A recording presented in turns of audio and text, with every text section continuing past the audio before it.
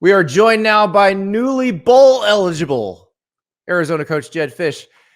Jedd, how's that feel knowing for you coaches, I just imagine knowing the extra practices are coming is very satisfying. Yeah, it's been a couple of years with no extra practices, and when you have a chance to get those 15 practices in, you're just going to get better as a team. So that's it's really exciting in that regard. I think it's also it's a big goal of ours. We have a goal to play 13 or more games, and to be able to hit that goal week 9 of the season is pretty awesome for our players, and looking forward to these next 3 games. What have these last few weeks been like for you guys? Because you were sitting there at 3-3. You lost by a touchdown to Washington. You lost in double overtime at USC, and then all of a sudden you break through against Washington State, and it feels like it's just kind of rolled from there. Yeah, triple overtime actually. Oh, that's right, triple. I'm sorry, that's right. You were in penalty kicks. Yeah, so we lost overtime to Mississippi State on the road week 2. And then lost by 7, and then lost in triple overtime. But after, I think our guys just, we went down 14-0 to Mississippi State, and we went down 14-0 to Washington. And both times we came back and outscored both teams after that, the second, third, and fourth quarter. And we finally realized that we're a good team. I was trying to convince them of that all year. And then when you realize that and you feel confident being able to go out and play games, I think they really got excited about the next opportunity. And after the game against USC, when we lost 43-41, they couldn't wait to get out of practice. And there was just a different bounce in their step. And they wanted to take on. We knew that we had 3 opponents ranked in the top 20 coming up on our schedule. And they wanted to, which would have been 5, which was 5 in a row. Yeah. And they just wanted to really kind of turn the corner, and they were excited about it, and they started playing some really good ball. Is that how it flips within your locker room from maybe we can win to we expect to win? Yeah, I mean, it starts flipping when you get to a point where you're confident in your team, you're confident in your buddies, your locker mates, the people that are next to you. You're confident that the defense will get a stop. You're confident the offense will get a score. You're confident your special teams will make a play. When you start feeling that way, you just want to play football. You want to just go out there. You want to go be a part of it. And, our guys started sensing it last year when we ended the season 2-1, the last quarter of the season, and, picked it up where we are right now.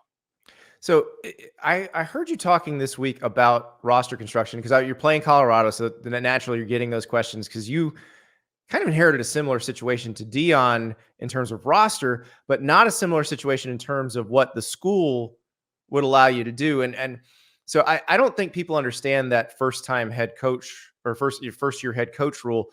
Basically, you're allowed to cut players, but your school has to be willing to put them on scholarship and not count them toward the 85. You didn't get that opportunity, right? That's right. So we were, we took over 0-12, 0-5 in COVID, and then a 7-game losing streak the year before. And the last game that was played before we got here, they lost 70-7. And, they went ahead, they signed the class that was committed.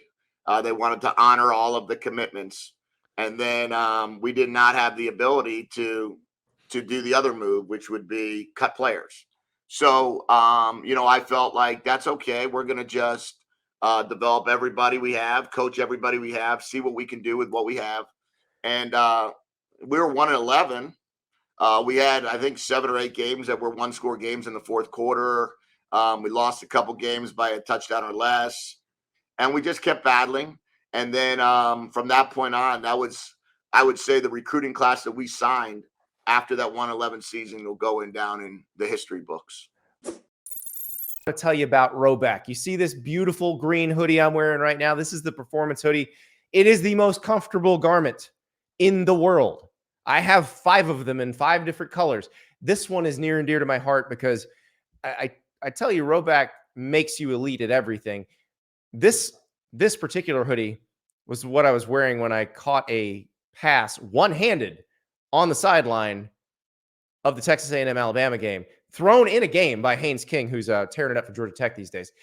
So was it me? No, I can't catch a cold, but the hoodie, yeah, makes me elite. performance hoodies, performance polos, the new performance crew for a more refined look, shorts, joggers, you name it, Rhoback's got it. Go to rhoback.com. That's RHOBACK.com. Use the promo code Staples and get 20% off your first order. Rhoback.com, promo code Staples. Well, and that's the thing. I mean, so T-Mac, your receiver, was the highest rated recruit in Arizona history. Noah Fafita, who's starting at quarterback for you now, is in that class. Your 2 starting offensive tackles were in that class. And I'm curious because you became a college head coach after all the transfer rules changed. So you've known it this way only as a head coach. How is what you've seen from this class kind of informed how you build the roster from this point forward? Yeah. I think we have 16 of our 22 starters, or 15 of our 22 starters came from the signing class, the recruiting class of 22. And so that makes them either redshirt freshmen or sophomores. And, I just believe you build your team through the draft in the NFL, and you build your team through high school recruiting in college, and then you supplement your team through the transfer portal. When you start trying to do it otherwise, I think is when you get into significant culture problems. Now, that's not to say that what they're doing in Colorado is wrong. I mean, they've done their deal, and Coach Prime is really good at what he does, and he knows exactly what he was looking for. For us, we didn't have that same opportunity, so we made the best of our opportunity. But in the end, I just felt as if I just want to build it with young kids and get them and make them older. How did you sell that dream to the class of 2022 when you didn't have the results on the field to show them? Yeah, that was the thing that I would say. I mean, Jacob Manu, I think, leads the Pac-12 in tackles. He was in that class. The 4 kids from Servite made a huge difference. So when we had T-Mac, Noah, Kean Burnett, and Jacob Manu all on our team or coming to our team, more and more people were comfortable with joining on. And then when Ephesians Price Sock and Takario Davis, our 2 starting corners, committed, and then you had Jonah Coleman, our running back, and Jonah Sevenea, tackle, and you start naming these guys. We went to programs and we just sold our vision, and our vision was very simply put: we're going to do everything we can to help you become a professional in life. If that means an NFL pro, great. If that means a professional with a graduate degree, great. But we are gonna fight to make you a pro, and we're going to give you more access to the NFL than any other program in the country. And we stuck with that.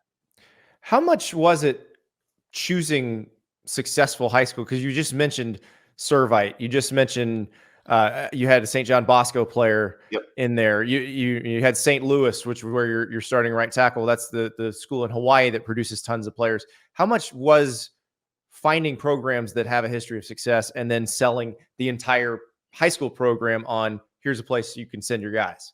Yeah, I told our coaches no high school kids with losing records. We needed to bring winners into the locker room.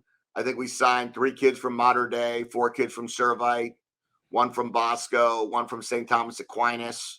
Obviously, we brought Jaden in as a transfer, Jaden DeLora, who was the quarterback at St. Louis. That was the only quarterback ever at St. Louis to go undefeated 2 years in a row. And we took him from Washington State, where he was the Pac-12 Freshman of the Year.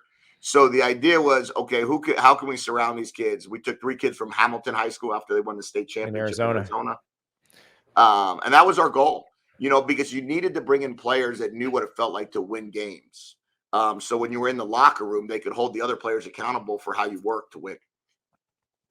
So now that you've had this level of success, and you just mentioned these guys had success in high school, but they haven't had it at this level like this, where all the attention's on them, the eyeballs are on them. How do you keep them focused on the next game and not thinking about, oh, what can we do down the road? Yeah, we don't shy away from what the future could bring if we're successful here, regarding wins and games and playoff races and ability to I told our guys, now you play for seeding. Now you play to see what bowl game you get to go to. Now you play to see if you have a chance to get to the Pac-12 championship game. Now you play to see who wants to join our program. The more you win, more players want to come. So we don't really shy away from it. I've looked at it more in terms of, you got to put a stamp on it. You got to answer the question, are you for real or not? Are you beat Washington State? Okay, are you for real, or was that a one-time hit? And we've kind of talked about that each week, and we'll see what it looks like this week. We got a heck of a challenge, I can tell you that. How has Noah developed? He had to come in for Jaden when Jaden was hurt, but it seems like he's become very comfortable leading the offense. Yeah, I mean, the thing about Noah that was so special throughout, it was his preparation, that he was always ready. He was always going to be ready to come in for Jaden if we needed him. If we were down by 3 or 4 touchdowns against Utah, our last year, I think it was, and we put Noah in, he drove us down and scored a touchdown.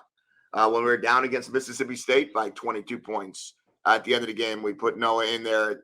He drove us down and we got to the 1-yard line. And he just has the confidence to do that. And then now we got 2 quarterbacks, as I like to say. And 2's better than none. And I feel really good about now that we've got 2 healthy quarterbacks, which is the first time all year. Now we've got a situation where, we're very fortunate. How much does the reception change now when you go to a Servite, a St. John Bosco, a St. Louis, and you have one proof of concept that you're winning, but also that you're winning with redshirt freshmen and sophomores? Yeah, I mean, initially you needed to have it's called confidence without evidence. And you just had to explain, hey, this is going to work, and believe that this is going to work. Now what you can do is you could go in there to St. Louis High School, for example, and you could say, we brought Jonah 7 in. A couple of offers he had was Hawaii and San Diego State, and he was a freshman All-American. And he started every single snap as a freshman, and he started every single snap now as a sophomore. Trust that we know what we're doing in that regard.